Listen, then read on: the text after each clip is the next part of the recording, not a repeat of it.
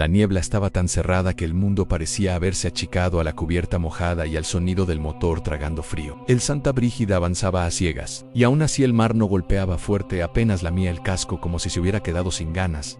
Entonces, desde abajo, desde el agua, subió una voz. No era un grito, no era un canto, era una frase dicha con calma, con la misma calma que uno usa para mentir cuando ya está cansado de mentir. No mires, no hay nada para vos ahí. El capitán Esteban se congeló con una mano en el timón. Mateo vio cómo la piel del cuello se le erizaba, como si la frase le hubiera tocado la nuca. La voz volvió a hablar, ahora más cerca, como si el mar estuviera pegado al borde de la borda. Esteban, decime que no fue mi culpa. Mateo sintió algo peor que miedo, sintió reconocimiento, y en ese reconocimiento, el impulso infantil de asomarse. ¿Quién estaba ahí abajo, usando palabras que solo podían venir de un recuerdo enterrado? Horas antes, cuando todavía se veía una línea de horizonte, Rulo había sacado cuerda del cajón como quien saca pan, la dejó sobre la mesa de la cocina y miró a Mateo con ojos de alguien que ya vio demasiadas cosas para discutir si son reales. Si el mar te llama, dijo, te amarras las manos. Mateo soltó una risa que no le salió completa. ¿Y si es alguien de verdad? Rulo no se rió ni parpadeó. Si es alguien de verdad, también te amarrás, porque si no, no sos vos el que decide levantarte. Te levantan. A Mateo quiso preguntar quién, pero el barco crujió y el capitán Esteban gritó desde cubierta, ¡a proa! ¡Que entramos en banco! En cubierta, la tripulación trabajaba con el cuerpo adelantado, como si el frío empujara. Esteban habló de números, de deuda, de combustible, de la temporada mala. Cada palabra era una piedra que tiraba hacia adelante. Nos metemos un poco más, dijo. La niebla trae pescado. Mateo vio a Iván el nuevo, mirando todo como si fuera una película. Tenía la sonrisa floja de quien todavía no aprendió a respetar el agua. ¿En serio se creen esas historias? Se burló Iván al ver la cuerda en el bolsillo de Rulo en Rulo. Le mostró el nudo, rápido, práctico. Cuando escuches tu nombre lo haces así. 2 vueltas tan fuerte en que te duela. Iván alzó los hombros. Si escucho mi nombre, contesto, eso es educación. La niebla empezó a caer como un telón, y Mateo pensó, sin querer, que la educación no sirve de nada cuando el mar te habla con tu propia boca. La primera red subió pesada, cantando contra el cabrestante. El metal chilló como un animal flaco. Mateo se acercó para ayudar a volcar el contenido y el olor le pegó antes que la vista, no un olor a sangre fría, a yodo, a algo que no debería estar tanto tiempo afuera. Los peces cayeron en cubierta, brillando. Muchos aún se movían. Entonces Mateo vio las bocas. No era un anzuelo, no era basura. Era hilo de pesca, pasado de lado a lado, como puntos torpe. Algunas bocas estaban cerradas con 3 puntadas, otras con 5, otras con un nudo final tan apretado que la carne se reventaba alrededor. Iván soltó una risa nerviosa. ¡Qué enfermo! ¿Quién hace esto? Rulo. No respondió. Se agachó, tocó un pez y se quedó quieto. El pez tenía algo más en la lengua, marcada como si la hubieran raspado con una uña. Había letras no completas, apenas, como si una palabra intentara formarse en carne. Mateo tragó saliva en el aire. Olía a mentira vieja. Esteban apareció impaciente. No me traigan supersticiones. ¿Pescado? Es pescado. Pero cuando se inclinó para mirar, el pez abrió los ojos. Un segundo, un parpadeo de reflejo, y de su boca cocida salió un sonido mínimo, húmedo, imposible. Una sílaba no era. No era era Pablo. Mateo sintió que el piso se inclinaba, porque nadie, en el barco, decía ese nombre desde hacía un año. La niebla ya no dejaba ver el agua. Solo un blanco sucio que respiraba alrededor del casco. El barco parecía flotar dentro de una habitación sin paredes. El motor bajó de vueltas como si le costara tragar aire. Y ahí, desde el borde, volvió la voz. No era la de Pablo, no era la de nadie conocido, era la voz de Iván, pero con palabras que Iván no estaba diciendo ahora. Mírenme. Miren cómo saltó. Iván se quedó duro. Miró a los demás, buscando complicidad. Escucharon, dijo, riéndose demasiado. Eso fue igualito a mí. Rulo dio un paso y le tiró la cuerda. ¡Manos ahora! Pero Iván ya estaba caminando no rápido, no poseído con teatralidad. Caminaba con una serenidad estúpida, como quien va a abrir una puerta conocida. Mateo lo agarró del brazo. Iván no se resistió, él solo miró la borda, como si la borda fuera una cama. Es como un pensamiento, susurró Iván, como cuando te acordás de algo y lo tenés que hacer. Mateo sintió el impulso en su propio pecho. Asomet. Mira, Rulo se amarró las manos al instante. Esteban tardó un segundo más. Ese segundo fue caro. Iván se soltó el brazo con una fuerza limpia, como si el cuerpo supiera un secreto que la mente no llegó a la borda. Puso un pie en la baranda. La voz del agua cambió, ahora más profunda, y dijo una frase que no era de Iván. No te van a agarrar. Iván sonrió. Wise. Mateo alcanzó a ver el cuerpo caer y desaparecer en el blanco. como si el mar se lo hubiera tragado sin hacer olas. Después, silencio. Un silencio que duró lo suficiente para que todos entendieran lo peor en la regla. No era un cuento. Era un manual. Esteban gritó órdenes, pero la voz se le quebró en la garganta. Aro, salvavidas, luz, cabos. Mateo corrió. Y ahí entendió por qué Rulo decía te levantan. Porque su cuerpo quería asomarse, quería mirar abajo. Quería buscar a Iván con los ojos, como si los ojos pudieran sacar a alguien del agua. Se amarró las manos con dedos torpes, apretando hasta sentir el latido en las muñecas. El dolor lo ancló. Rulo, con manos atadas, empujó el aro con el hombro.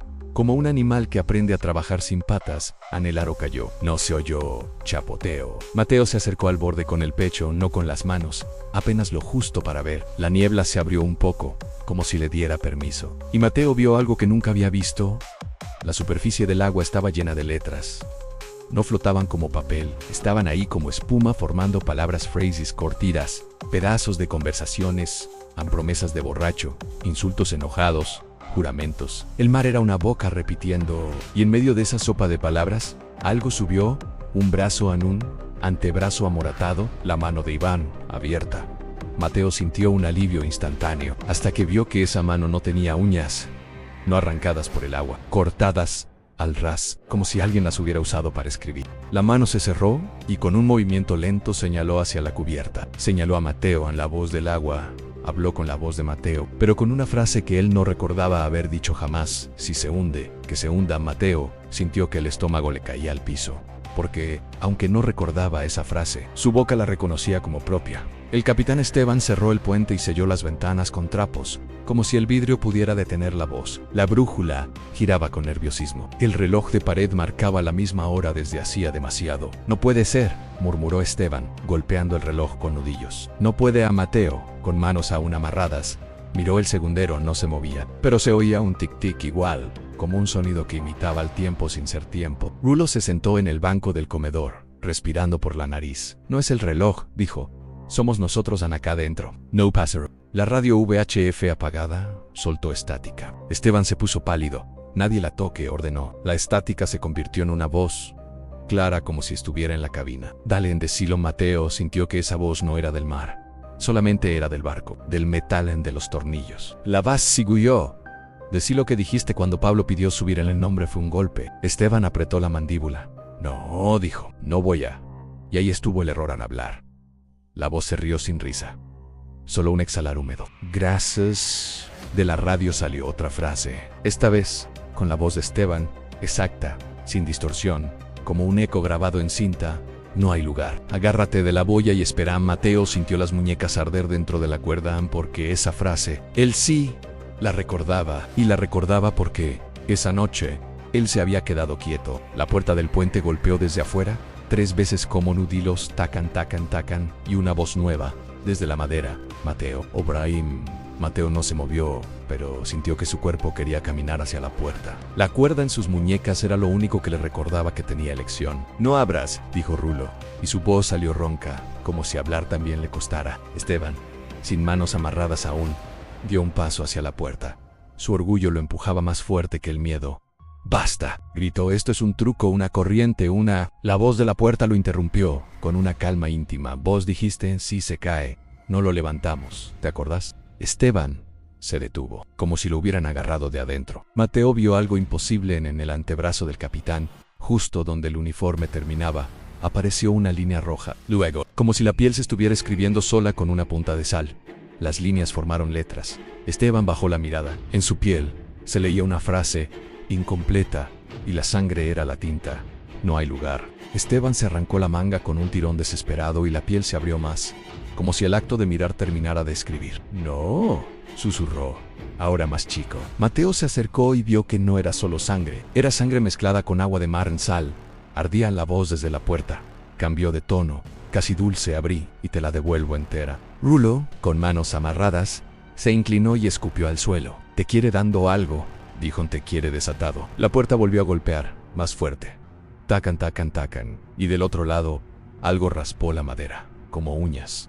Aunque Iván ya no tenía. Mateo sintió el impulso clavarse en el pecho como un anzuelo. Si abrían, entraban. Si no abrían, que seguía escribiéndose. Decidieron bajar a la bodega porque el ruido del motor ahí era más fuerte, y el frío del hielo parecía matar las voces por segundos. Era una decisión estúpida y necesaria, como casi todas en el mar. Mateo bajó primero, con las manos todavía atadas, apoyándose en la escalera con el antebrazo. El aire abajo olía a metal, a sangre de pescado, a amoníaco suave. Las lámparas colgantes parpadeaban. En el piso, entre cajas de hielo, había agua acumulada. No mucha, apenas una lámina. Mateo la miró, y la lámina le devolvió una palabra, escrita en el reflejo como si el agua fuera papel.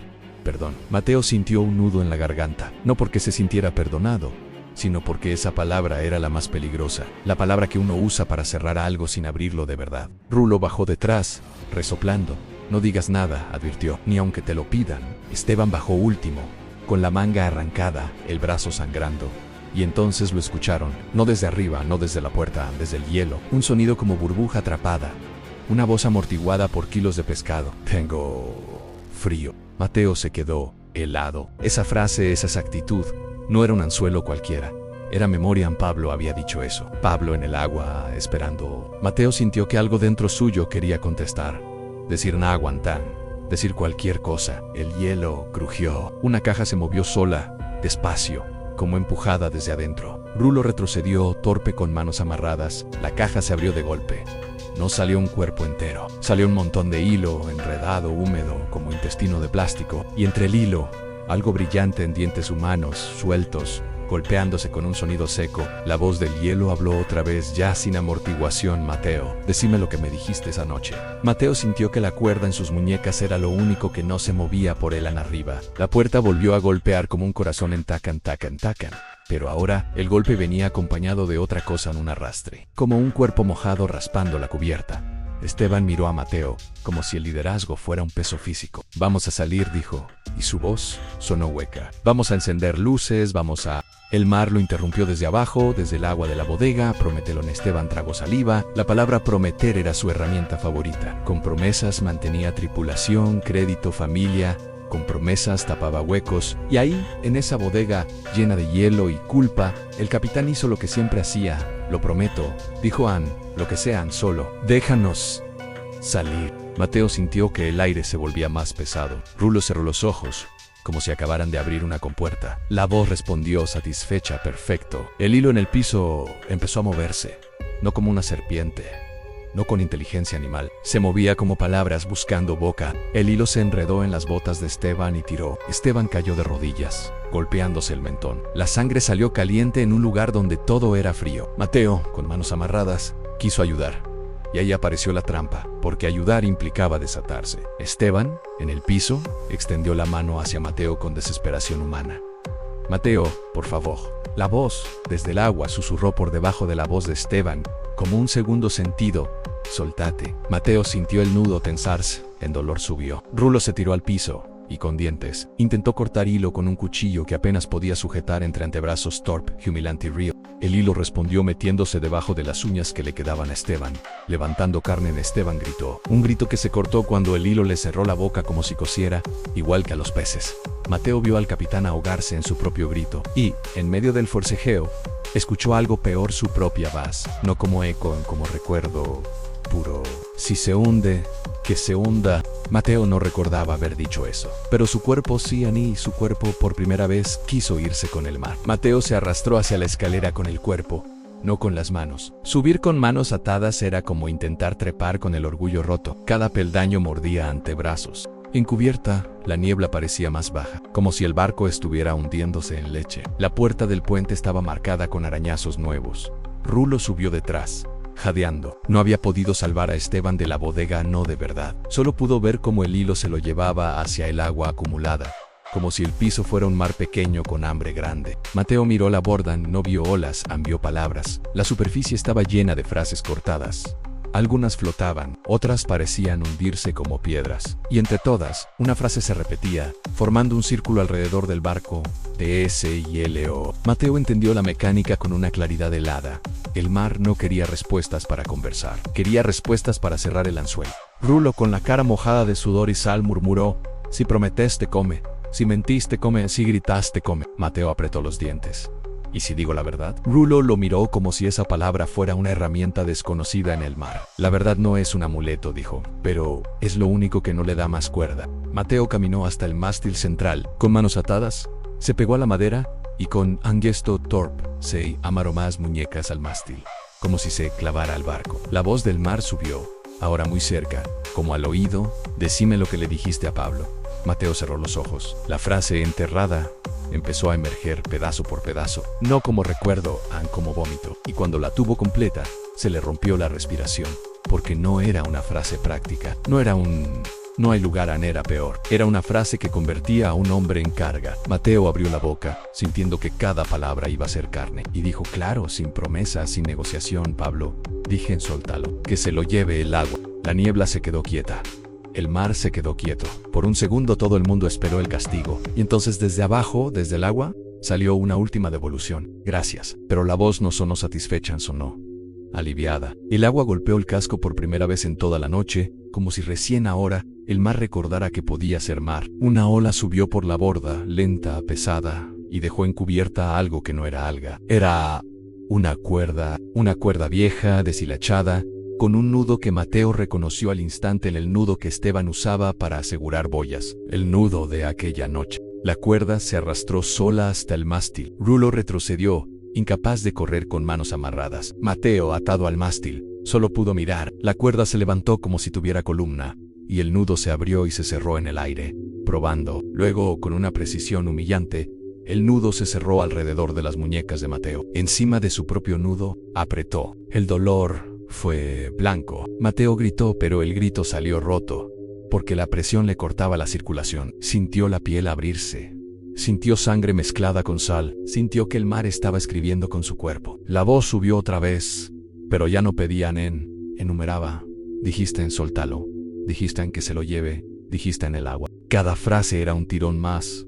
Mateo sintió que los huesos del pulgar querían quebrarse para escapar. Rulo, desesperado, se tiró hacia él con el hombro intentando interponerse, pero la cuerda lo golpeó en la cara con un latigazo húmedo. Le abrió la ceja. La sangre le bajó por el ojo y lo dejó medio ciego. Mateo entendió: en el mar no iba a llevarse su cuerpo entero ahora. Iba a llevarse sus manos. Las manos que aquella noche no hicieron nada. La cuerda apretó hasta que el sonido de tendón fue audible. Un chasquido bajo.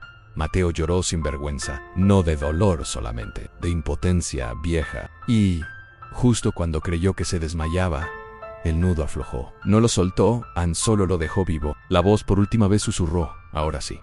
Quédate. La niebla empezó a abrirse. Al amanecer, el Santa Brígida entró al puerto como un animal enfermo que no sabe por qué sigue vivo. La niebla quedó atrás, en el mar, como si nunca hubiera existido. No hubo sirenas, no hubo milagros. Solo gente mirando desde el muelle, contando sobrevivientes con los ojos. Mateo bajó con vendas sucias en las muñecas. Las manos aún estaban ahí, pero ya no eran suyas del todo. Se movían lento, como si el dolor hubiera dejado un impuesto permanente. Rulo caminaba a su lado con la ceja cosida de apuro. No hablaban. Hablar era peligroso.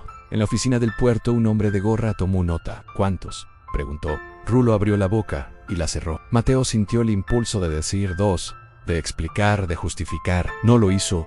Solo levantó la vista y miró el mar desde tierra. Parecía inocente. Eso era lo peor. Más tarde, en un baño con azulejos fríos, Mateo se lavó las manos con jabón barato.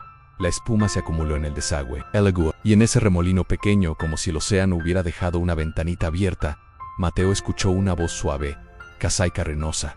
No era la de Pablo, no era la de Esteban, no era la de Iván, era la suya. Pero dijo algo que Mateo todavía no había dicho en toda su vida: volvé.